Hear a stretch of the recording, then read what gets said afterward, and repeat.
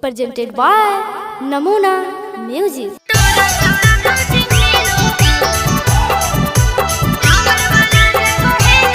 Mixed by SP Nitish.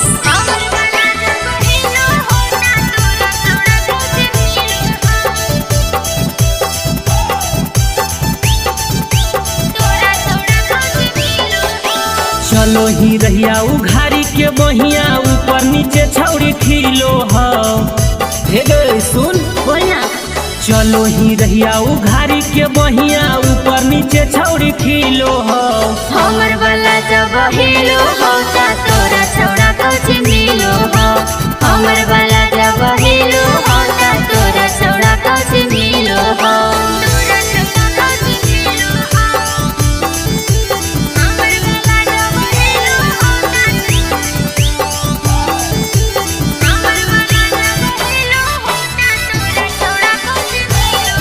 Namuna Recording Studio, Rajgir. आत्मा के सनती मिलो दिल के सुकून गे झाड़ देवला हंगा छौड़ा हो जाइनी पून रे की कहानी गे ले सुन सुना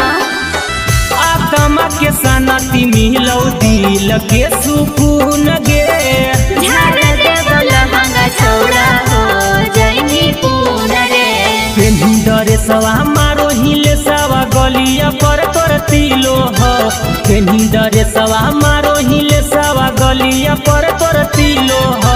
हमर वाला जब हेलो होता तोरा छौड़ा कौची मिलो हो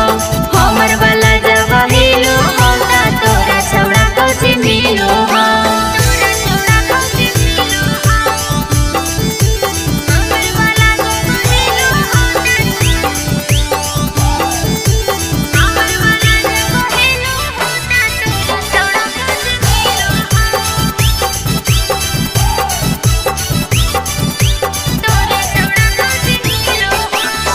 नान्हे हो उमरिया छौड़ी बढ़ल हो सामान गे